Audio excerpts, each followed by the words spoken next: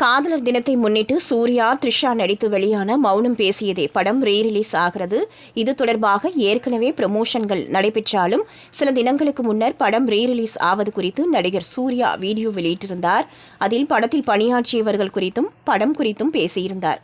மேலும் படத்தை முடிந்தவரை ரசிகர்களுடன் தியேட்டரில் பார்க்க ஆவலாக இருப்பதாகவும் தெரிவித்தார்.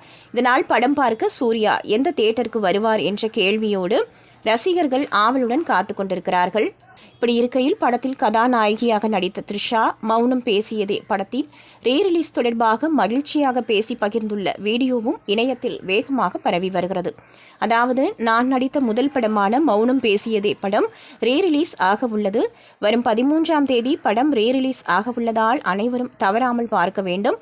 இந்த வாரம் மற்ற வாரங்களை விட ஸ்பெஷலான வாரமாக உள்ளது. காதலர் தின வாரம். இது மிகவும் முக்கியமான சிறப்பம்சம் வாய்ந்த படம் என்று நான் சொல்ல வேண்டியதில்லை. காரணம், இது நான் நடித்து வெளியான முதல் படம். இங்கிருந்துதான் எல்லாமே தொடங்கியது. தயாரிப்பாளர் கணேஷாருக்கு நன்றி. அமீர் சார், எனக்கு மகிழ்ச்சியாக உள்ளது. எனது சினிமா கெரியரில் முதல் ஆண்டு நான் உங்களுடன் பணியாற்றியதற்காக என்னை ஒரு புதுமுக நடிகையாக யாரும் படப்பிடிப்பு தளத்தில் அணுகவில்லை. எனது முதல் ரிலீஸ் சூர்யாவுடன் அமைந்தது.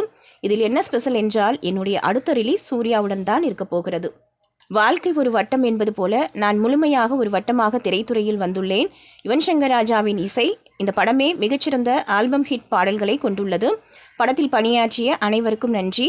லைலாவை சந்திக்கவும் அவருடன் நடிக்கவும் எனக்கு கிடைத்த நல்ல வாய்ப்பு. அனைவரும் படம் பார்க்க போகவும் படம் பார்த்துவிட்டு எனக்கு மெசேஜ் அனுப்புங்கள் என்று பதிவிட்டுள்ளார். அவரது இந்த பதிவு பலரது கவனத்தை ஈர்த்துள்ளது.